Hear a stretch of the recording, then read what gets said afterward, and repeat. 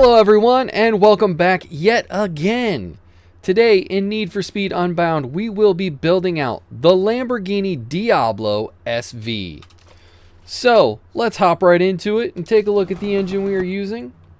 Equipped we have the 3.5 liter V6 engine.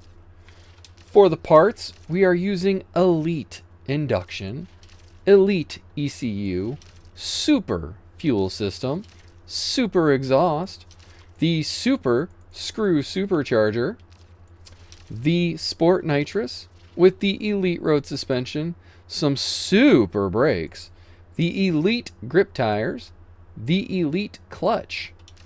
We will be using the Sport 4-Speed Gearbox with the Elite with auxiliaries of Super Nitrous Grip and Super Nitrous Drift with handling of 50% grip, high steering sensitivity, high downforce, traction control off, and drift entry set to brake tap.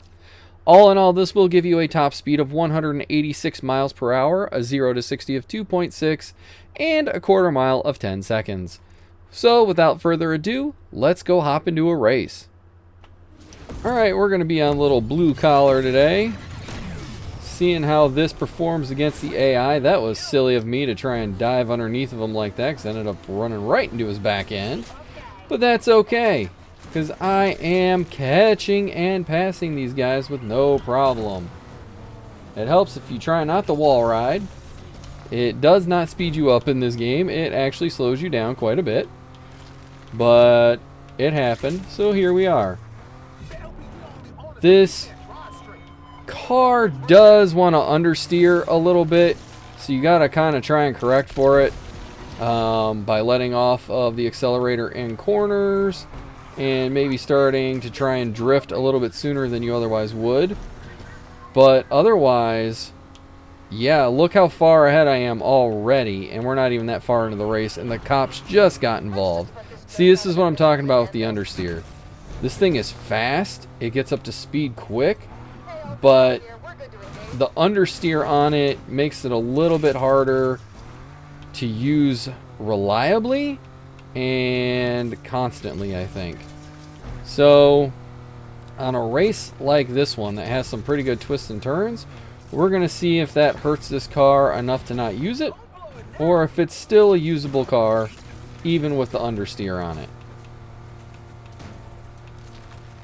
It would help if I could make this a 100% grip build, but then too many other things get changed out and it's not as good as it was, speed and acceleration wise. So this is where we're at right now. With those drifts, it does hit those corners really well, and it's not too bad to control them going through it. So it does want to slide almost into a 180 if you're not careful with it. But you can kind of feather the, yeah, you see right there it went through. But you can also kind of feather the accelerator and it'll help those drifts a lot. See right there, I had to get out of accelerating so that I could actually make that corner without going off. And right there I should have, but I didn't. Look how much space is in between me and Chase though, second place. There was over 680 yards there. So the build's fast, it gets up to speed fast, it accelerates fast. The cornering for this one is the drawback. So if you're going to do a lot of straight races, kind of like, I can't think of one right now. I have it in my head. I have the layout of the race, I just can't think of the name right now. But if it's got a lot of straightaways, this is a really good build to go ahead and use. If you're going to be doing a lot of corners, I don't know. But I'm going to get away from these cops and go do one more race in this and see if it does any better. Alright, so we're going to roll Fishhook, which has some pretty good straightaways in it. Oh, I messed up the launch. Oh well. Fishhook does have some good straightaways. It also has some pretty decent corners in it.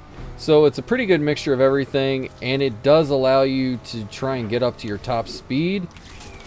Oops, sorry there, Mr. Officer. But you shouldn't have been in my way. See, there's that understeer right there. Like, you get going in this thing, and it just doesn't want to corner very easily at all.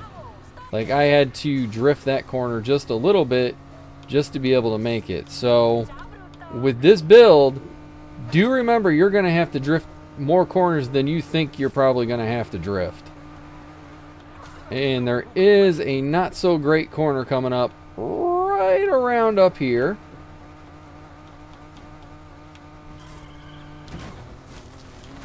And a lot of people do that. They will go off into the grass on that corner and not make it. This, I tried to drift through it and it wasn't too happy about it, but I made it. I didn't go into the grass too horribly bad on it. But the top speed on this thing, not really bad. A lot of cars, 180 is pretty good to get you there.